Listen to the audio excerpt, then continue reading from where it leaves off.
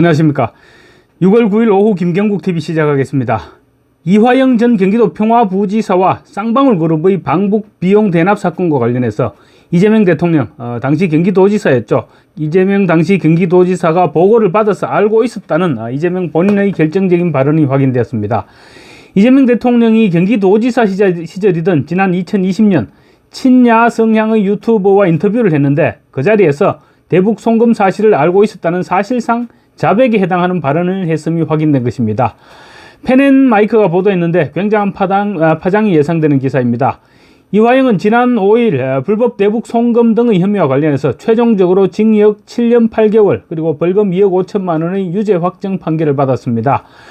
이화영은 아마도 유엔 제재와 미국의 별도 제재 대상의 명단이 올라갈 가능성이 굉장히 높아 보이는데 이재명의 재판에 끼칠 영향 역시 주목받고 있습니다. 이재명은 불법 대북 송금과 관련한 제3자 뇌물 등의 혐의로 다음 달 22일 첫 공판 준비 기일이 예정되어 있습니다. 그런데 오늘 이재명의 선거법 위반 파기환송심 재판부인 서울고법 형사 7부가 정치 권력의 무릎을 꿇고 이재명의 파기환송심 공판을 무기연기했습니다. 그래서 불법 대북 송금과 대장동 재판을 비롯한 이재명의 다른 재판부가 재판을 계속할지 여부는 일단은 불투명해진 상태입니다. 하지만 어쨌건 간에 이화영이 북한에 800만 불을 송금한 부분에 대해서는 대법원에서 사실관계를 확인했습니다. 따라서 이재명의 재판에서는 대북 송금 사실에 대해서 보고를 받아서 알고 있었느냐는 문제에 초점이 맞춰져 있습니다. 그런데 이재명이 과거 유튜브 방송 인터뷰에서 이화영의 대북 송금을 보고받아서 알고 있었다고 사실상 말하는 자백 동영상을 펜앤마이크가 찾아냈습니다. 800만 달러, 당시 환율로 110억 원에 해당하는 돈입니다. 금액이 북한으로 넘어가는데 도지사가 모르게 부지사가 쌍방울그룹과 손잡고 모두 알아서 했다는 것은 상식적으로 납득하기 어려운 일이죠. 하지만 이재명은 이번 대선 기간 내내 자신은 몰랐다고 주장을 했는데 이 동영상에서 이재명은 북한의 요구 수준이 너무 높아서 다른 곳의 협력을 받아서 만들어야 하는 상황이라고 자기 입으로 이야기를 하는 장면입니다. 결과적으로 이재명은 이번 대선 때도 내내 허위사실을 유포하고 다녔던 것입니다.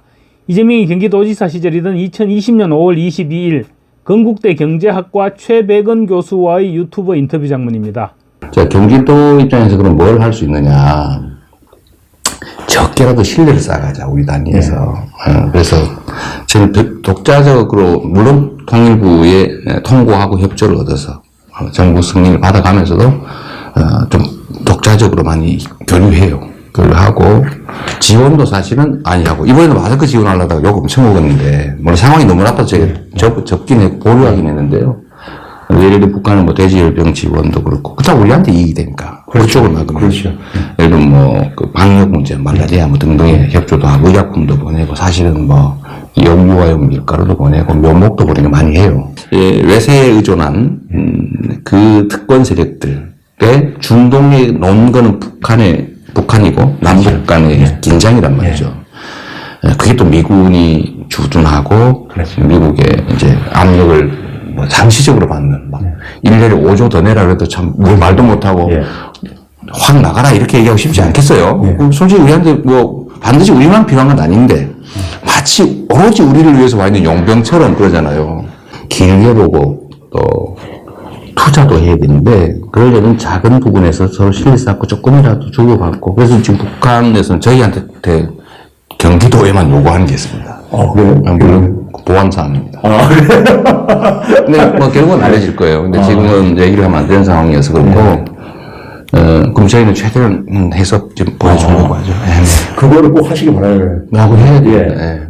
그쪽에서 먼저 손을 내밀었다는 얘기는 굉장히 저는 의미가 있다고 보고요. 그런 점에서 경기도가 돌파구를 좀 많은 기회를. 근데 요구 수준이 너무 높아서 딴 데 협력을 좀 받아서 만들어야 되는 상황입니다. 무슨 얘기인지 모르겠지만 잘 얘기를 하여튼 꼭 해야 됩니다. 꼭 됐으면 좋겠습니다. 저희가 어쨌든 이때까지 조금씩 신뢰를 만들어 온 게 도움이 됐던 거예요. 보시다시피 이재명 당시 지사는 북한과의 협력 문제를 언급하면서 의약품도 보내고 영유아용 밀가루도 보내고 묘목도 많이 한다 뭐 이런 식으로 얘기를 합니다. 그런데 묘목 부분은 검찰 수사 과정에서 일반 묘목이 아니라 관상수 같은 굉장히 값비싼 것이었던 것으로 드러나기도 했습니다. 어쨌거나 그렇게 남북 간 긴장 관계를 완화시키는 데 도움이 되는 노력을 하고 있는데 북한에서 경기도에만 요구하는 게 있다, 이렇게 말을 합니다. 구체적인 내용에 대해서는 보안 사항이라면서 언급을 피하기는 했지만 얘기를 하면 안 되는 상황이지만 최대한 해서 보내주려고 한다라고 말합니다. 옆에서 최백은 교수가 저쪽에서 먼저 손을 내밀었다는 것이 중요하니까 그걸 꼭 하셔야 한다고 말하니까 이재명이 결정적인 한마디를 합니다. 요구 수준이 너무 높아서 다른 데서 협력을 좀 받아서 만들어야 할 상황이지만 반드시 하겠다, 이런 식으로 얘기를 합니다. 당시 이 지사는 또 이거 그러니까 북한과의 협력이죠. 북한과의 협력을 길게 보고 또 투자도 해야 되는데 그러려면 작은 부분에서 서로 신뢰를 쌓고 조금이라도 주고받고 해야 한다라고 말하기도 합니다. 어떻습니까? 이화영으로부터 쌍방울의 협조를 받아서 북한의 높은 요구 조건을 들어주려고 했다는 뜻이 분명히 확인되고 있는 부분 같지 않습니까? 이화영으로부터 보고를 받지 않았다면 이런 발언을 했을 수 있을까요? 아마도 이재명의 재판에도 증거로 채택될 수 있는 결정적인 단서가 되지 않을까 싶습니다. 실제로 이화영 사건 1, 2심 판결에서 김성태 전 쌍방울그룹 회장은 이화영에게 스마트팜 비용 및 이재명 방북 비용 대납을 당시 이재명 지사에게 보고했는지 여부를 수차례 물었고 이화영은 김성태에게 당연히 보고했다는 내용이 그런 내용이 판결에 적시되어 있습니다. 김성태 입장에서도 100억 원이 넘는 돈을 결재권자도 아닌 부지사인 이화영만 믿고 그것도 불법으로 송금한다는 생각을 했을 수는 없을 것입니다. 어쨌거나 이재명은 최백은 교수와의 인터뷰에서 대북 송금 관련 사안을 보고받아서 알고 있었기 때문에 말할 수 있는 사실상의 자백과 같은 발언을 했던 것으로 확인된 것입니다. 북한이 경기도에만 요구하는 것이 있다. 요구 수준이 너무 높다. 다른 곳에서 협력을 받아야 한다. 최대한 해서 보내주려고 한다. 이런 발언들은 이화영이 유죄로 확정받은 불법 대북 송금과 너무나도 명확하게 맞아떨어지는 부분입니다. 다만 인터뷰 시점에는 이미 북한에 돈이 건너간 시점입니다. 그래서 이 부분은 그때까지 사업이 아직 시행되지 않고 있으니까 사업을 준비하고 있는 차원으로 발언했던 것이 아닐까, 이렇게 추측할 수도 있을 것 같습니다. 대북 송금은 이재명이 경기도지사를 지낸 지난 2018년 12월과 2019년 1월 사이에 이전 부지사가 주식회사 쌍방울의 김성태 회장 등으로 하여금 북한의 김영철 당시 조선아시아 태평양 평화위원회 위원장에게 이재명 당시 경기도지사의 방북 사례금 300만 달러를 비롯해서 북한 스마트팜 구축 비용 500만 달러 등 총 800만 달러를 건넸다는 사건입니다. 이 사건과 관련해서 이재명은 자신은 전혀 모르는 일이라고 계속 발뺌해왔지만 본인의 입으로 알고 있었다고 사실상 시인한 동영상이 나타나면서 이제 다시금 궁지로 내몰리게 됐습니다. 별개의 이야기지만 이재명은 최백은 교수와의 대화에서 주한미군 주둔비와 관련한 생각을 다시 한번 드러냈습니다. 주한미군은 우리만 필요한 것이 아니라 상호 필요에 의해서 주둔하는데 오로지 우리만 위해 주둔하는 용병처럼 1년에 5조 원을 더 내라고 한다. 참 확 나가라, 이렇게 얘기하고 싶지 않겠느냐라고 말합니다. 이 인터뷰를 기준으로 2, 3년 전에 부천시청 강연에서도 똑같은 말을 했습니다.